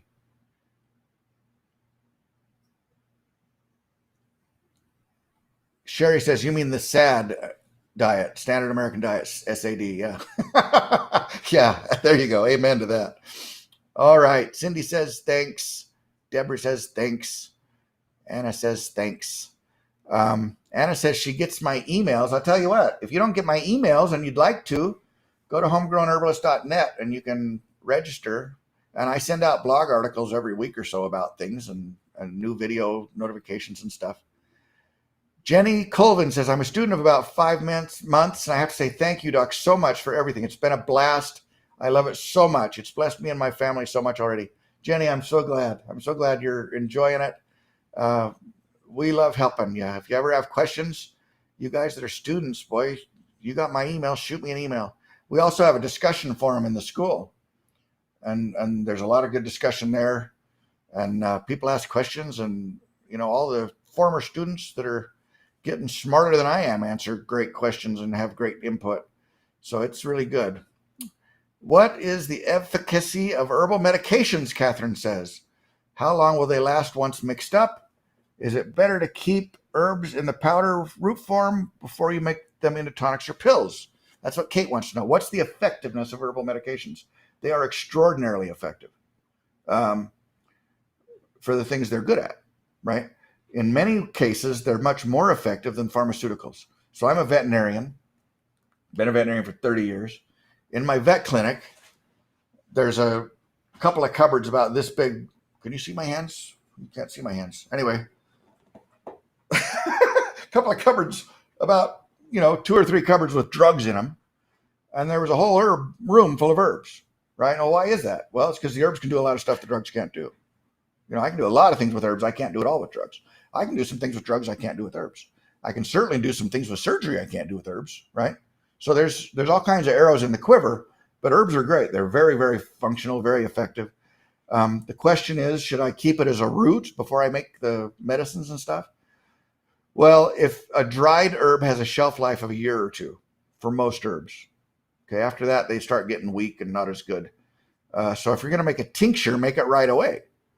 So that you're using the best material, right? And the tincture has a shelf life of many years. So that's a good way to store them. But if you have the dry plants, I'd say a year or two. All right.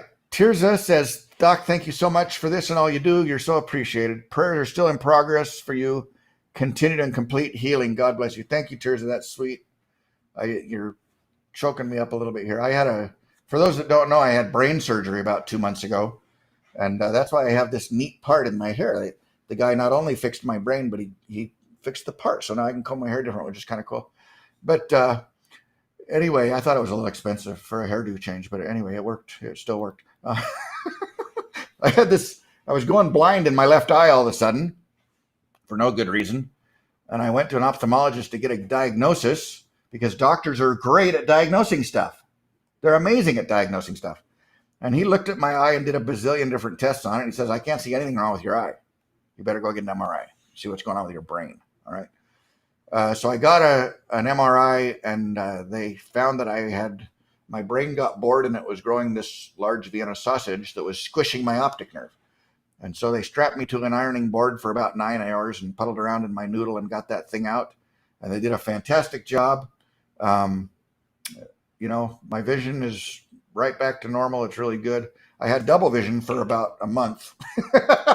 They were like 4 feet apart for about a month because he was monkeying with my nerves, untangling that tumor from my nerves that run my eyeballs. But my brain and my eyes are all recovered, and the rest of me is pretty much recovered. Still get a little dizzy if I bend over too fast, but other than that, I'm really grateful for the prayers. I think that you people did some great work there. All right, let's see. Deborah Cisneros says that makes sense to her. Something made sense to her. I don't know what it was, but I'm glad that it made sense. Okay. All right, so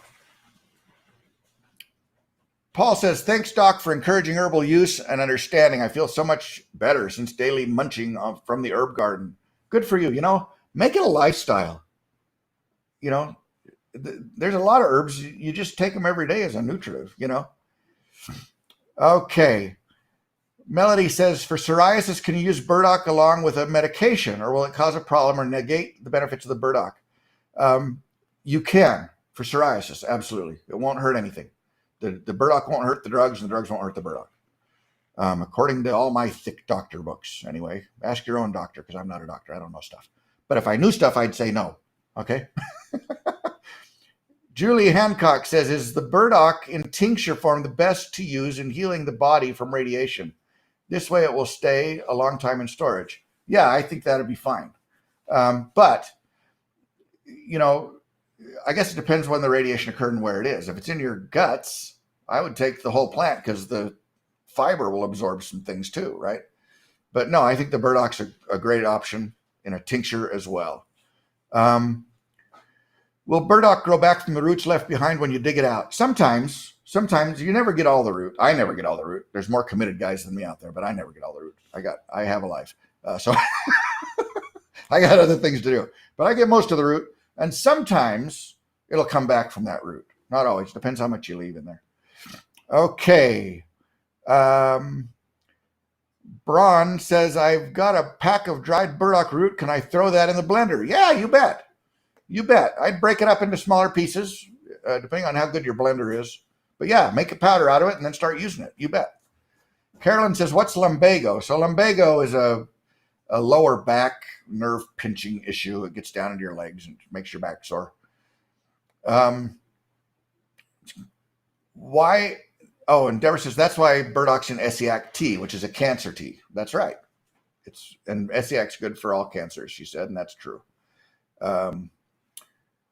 And then Anna jumps in to help Carolyn and says, lumbago's lower back pain. That's what some other guy said. Good, Anna. She got it. She saved me ahead of time. Deborah says, burdock. Raphael, how long does it take for burdock to start working? It depends what it is. Sometimes it'll start working right away. Sometimes it'll take a few days or a week. It depends how bad you are, how bad off you are, how much toxins you got in you. But for some of the things, it kicks right in. For soothing your gut, it kicks right in. For fixing your psoriasis, it might take a while, depending on how bad it is and what's causing it. Rafael Arias says, I started the pills 2 weeks ago. That's good. KJ says, is it safe for toddlers? Yeah, burdock's safe for anybody. It's okay. Jenny says, so she's asking if burdock would be good for polycystic ovary syndrome. I don't know. I mean, it wouldn't hurt. It's good for everything from a circulatory standpoint, but that's a hormonal problem. Okay. So you'd be better off taking an herb that had more progesterone in it. Progesterone and estrogen have an inverse relationship. So if one goes up, the other one has to go down. And so with polycystic ovaries, that's an estrogen abundance. And the way to fix that is with progesterone. We have a formula called normal ovary. Look at the herbs in there. Those are the guys you want. Okay. Okay. Does it matter what color the yarrow is? We were talking about colors of yarrow. No, not at all. In my experience, not at all. I have on my place, which I just sold, by the way, but we had yellow yarrow, pink yarrow, red yarrow, and white yarrow, and they all work the same. So it doesn't seem to matter. Elaine says, very interesting. I learned a lot. Thank you. You bet. Sherry says, thanks. All right. Deborah Cisneros says, always learn something awesome, valuable info every time I watch. Signed up for this year's Grow Network Summit next week. That's right. They're having a summit on the Grow Network and I'll be doing an interview. We're gonna talk about medicine making. So come watch that. That's fun. If you want to know more about that, get on my email list or shoot me an email and we'll send you the information. I'll be sending out an email about that Monday anyway. Where is your burdock powder grown? Well, some of it's grown in our backyard, but I can't keep up with it. And so we also buy some from reputable herb people. They say it's all organic. So I don't know what state they're growing it in, but it's in the United States, I think, and it's organic. So is it Oregon? Usually. We're buying it from Oregon. An organic Oregonian, Evan says. He does some of the ordering. JC says, your joint powder works very well. It really does. It really does. It tastes awful, but it works really, really well for arthritis, for any kind of joint inflammation. Sherry says she loved watching me. Thank you. I loved having you watch. Jennifer says, do you need to take it every day to get benefits? No, not at all. But depending on what you're doing, obviously, if you're treating some condition, yeah, I'd take it twice a day. But if you took it once in a while, that's great. It's food for your bacteria in your gut. It's food for you. It's got tons of nutrients. It's got tons of medicinal properties. You bet. Just take it. All right. Carolyn says, thank you to Anna. Oh, yeah. Anna answered the question, right? I remember that. Okay.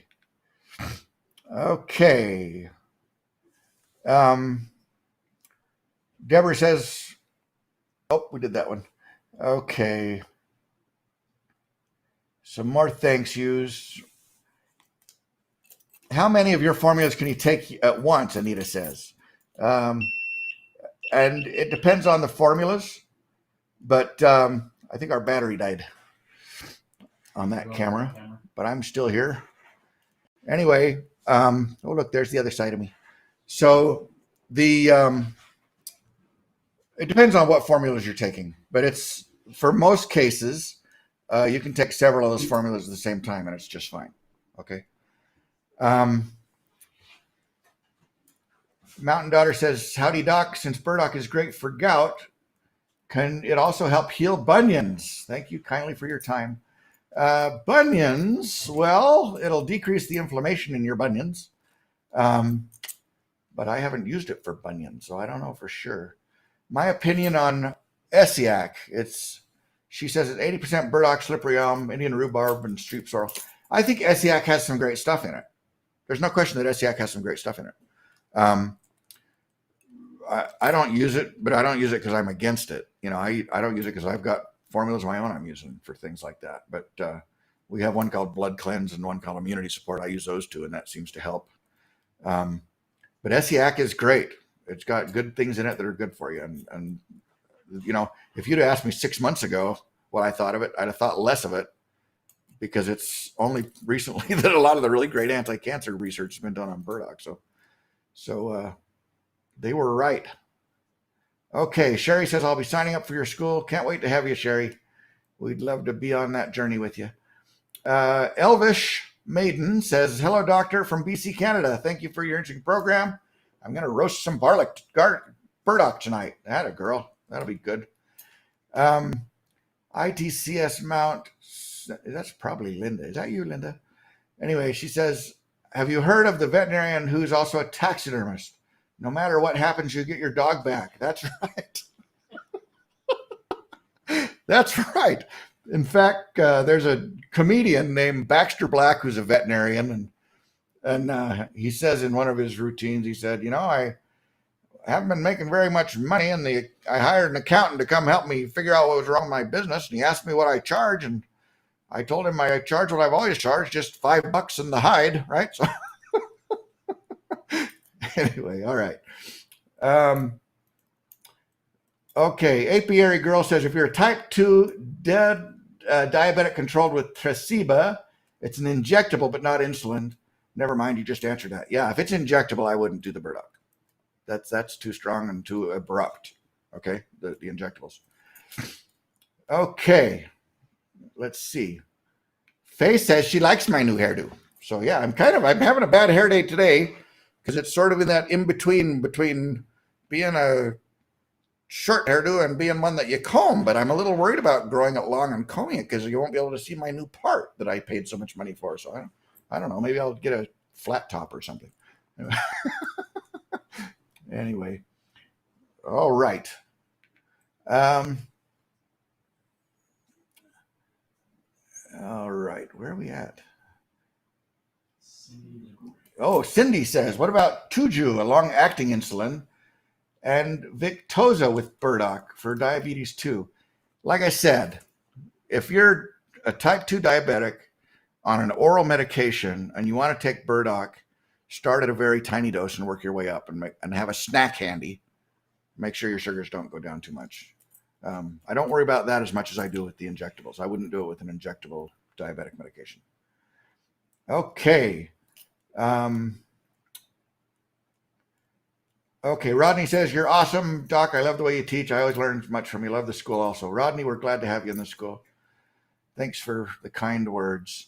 Carla says, can Burdock help as a prebiotic if someone has had their large intestine removed due to Crohn's disease? Well, yeah, because there's still bugs in your guts, right? There aren't as many places for them to live, and they're struggling a little bit. But any bugs you got will be happy to see the Burdock. Okay, so yeah, I'd say so. That's hard. I'm sure sorry that happened to you. Julie says, what were the names of the websites for seeds again? They are strictlymedicinalseeds.com and companionplants.com. Those are the two seed websites. If you need herbs, I know this great website called homegrownherbalist.net. It's got this staggeringly handsome veterinarian that makes all their formulas. I hear he's really good. Anyway, try that. John Fulton says, what about Curly Doc? John runs a lighthouse back east. Curly Doc's a great plant too. They also call it Yellow Doc, and it has some similar properties. It's a stronger liver guy. It's not as big a kidney guy. Burdock does both, but it's a great plant for liver stuff and eczema and things like that. I often combine those two for eczema and psoriasis cases. Deborah says that the kitties are laughing at my jokes. Yeah, they'll be laughing if you try and give them herbs too, unfortunately. They don't. They're hard to get herbs into. Okay. Deborah says, Doc, which is better for memory improvement, the tincture or the powder? I don't know. Well, neither one, because you can't buy, it's the whole of the pod that they're using. If you want something for memory and improvement, can I give you a better suggestion? And that's ginkgo and sage and ginseng and ashwagandha. Those four are great for improving memory. Ginkgo improves circulation to the brain. Ashwagandha and sage and ginseng, all three of those improve cognitive function. And we happen to have all those herbs in a formula called Memory and Alertness. So that's a great formula for finals week or trying to remember your grandkids' names, or for also wakes you up. So it's good for getting past 3 in the afternoon without a Mountain Dew. So that's a good formula, Memory and Alertness. Okay. Rodney says, I discovered Yellow Dock in my yard. Does it have any comparison to Burdock? Yeah, we just talked about the Yellow Dock, which is the same as Curly Dock, right? It's a good liver tonic. How long can you continue to regularly use herbs, Paul asks, like Burdock or something like Bug Buster? Okay, so Bug Buster is an antibiotic formula. You can use Burdock every day for the rest of your life. I wouldn't worry about that at all. Okay, Bug Buster I wouldn't take every day for the rest of my life because it's a more intense formula and it's better for short-term use. Okay, and I would say generally what I tell people too, on any herb you're taking, take a day off every week or two, no matter what it is. You know, it just gives your body a chance to kind of regroup, and it'll all work better Monday morning when you start again. But yeah, I wouldn't take Bug Buster long-term unless I had a really pressing reason to. And then I probably would only take it like maybe I would do it 2 weeks of every month or something if I had some chronic thing I was trying to get rid of, like, valley fever or something. How about freeze drying herbs? Yeah, really great. Really great. As long as it's not getting super, super hot. Hot's bad. But yeah, they're amazing when they come out. We have a freeze dryer and we've experimented with that a little bit. And when they come out of there, it's astounding, the difference in the aroma. And I mean, it's amazing. Cheryl says, thank you. You bet. Deborah says, wow, Doc, we're glad you're better. I am glad too. Thanks for the prayers and the kind thoughts and the sweet emails. You guys have been astounding. Okay. Let's see. Kleineroti Heck says, your humor is tops that noodle. Thank God it was not harmed. Yeah, and I actually think that by taking some stuff out of there, they've made more room for names of my grandkids and plants. So I think that's actually a benefit. So, okay. Stephen Kenny says, crap, I'm late. Well, you can watch it again Monday, Stephen. Don't worry. It'll be on YouTube forever. How do I cleanse my liver and bowels with milk thistle and stuff like Cascara sagrada? Can I do both at the same time or focus on one issue at a time? You can do both. Well, let me take that back. If you're doing a cleanse for the purpose of cleansing, it's much better to cleanse the colon first and then the small intestine and then the liver. If you're doing a big cleanse, it doesn't matter if you're just doing burdock, that's great. That's okay. But ideally, if you're doing even more intense liver cleansing herbs like Oregon grape or those kind of guys, it's good to have your guts cleaned out first so that they're happy when the toxins from your liver come pouring out, right? So yeah, we have a formula, a kit, I should say, called the Herbal Cleanse Kit on homegrownherbalist.net. Go look at that. And it comes with all the instructions on exactly how to do it, and it works really well. That's a good thing to do once or twice a year, spring and fall or just spring. Really a good idea. All right.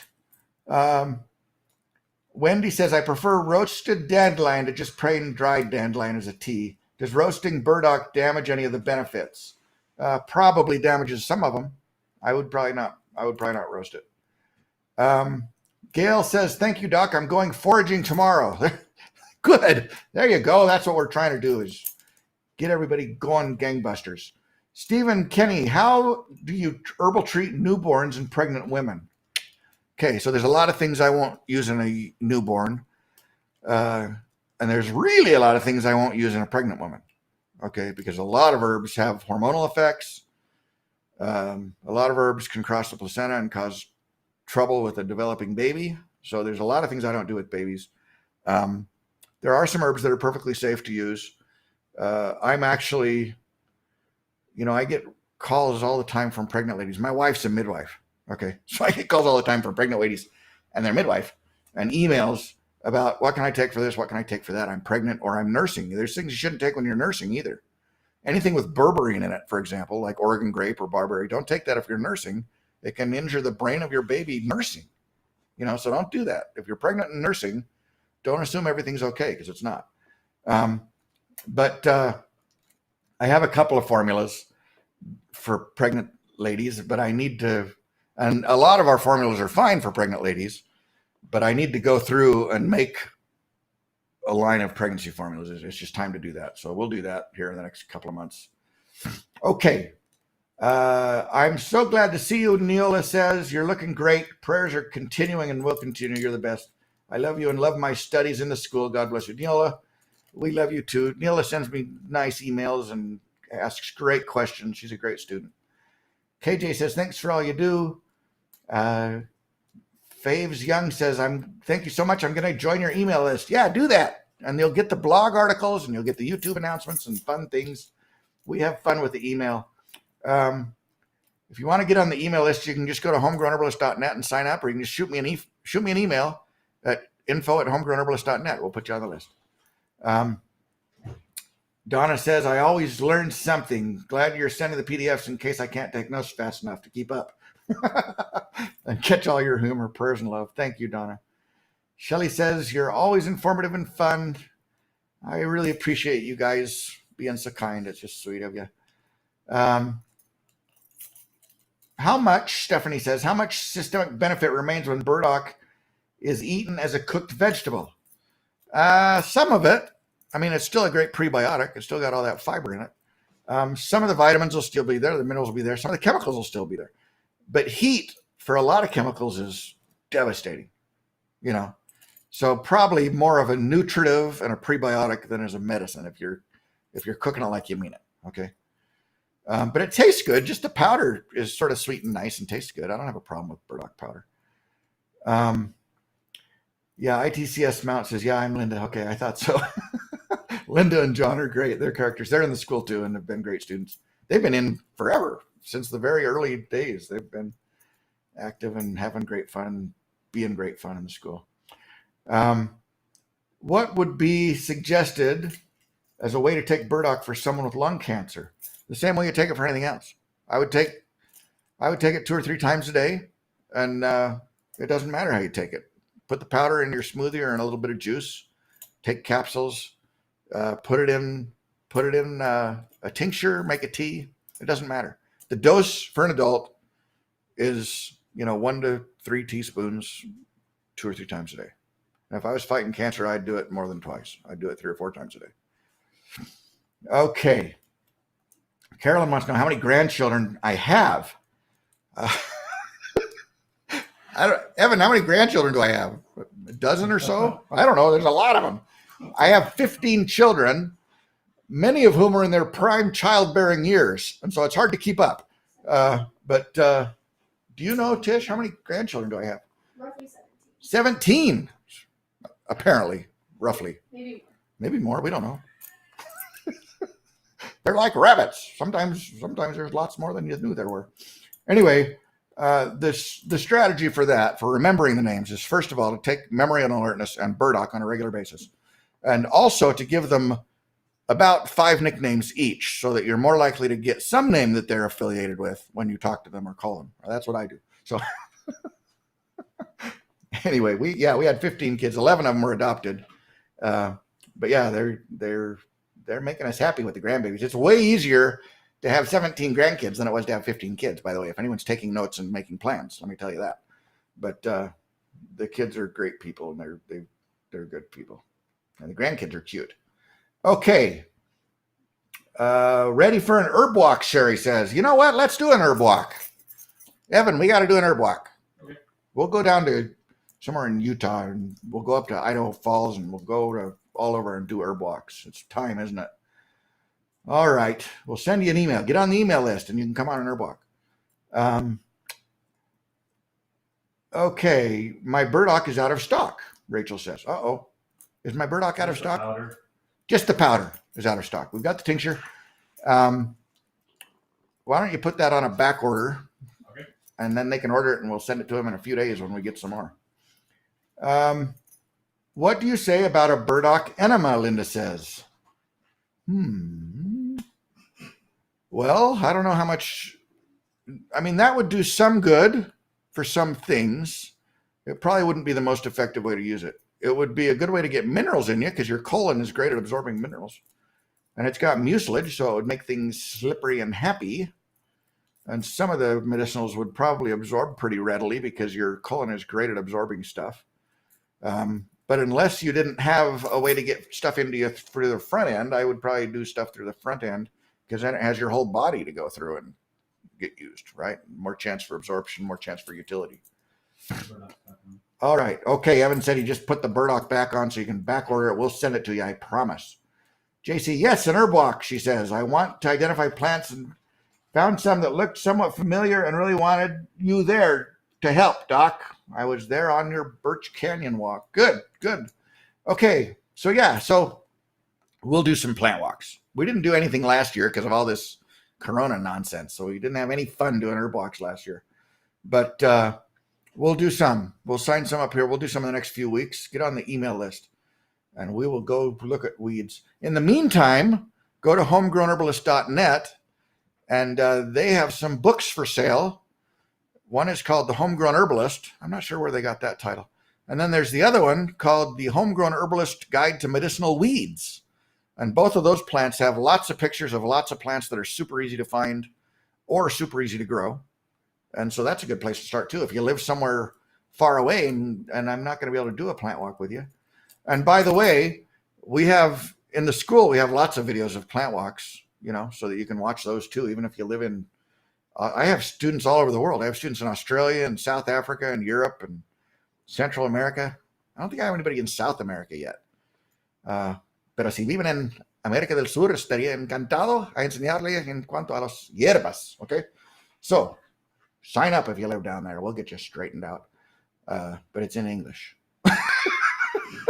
I only speak Spanish. I don't write herb stuff in Spanish yet, but maybe I should.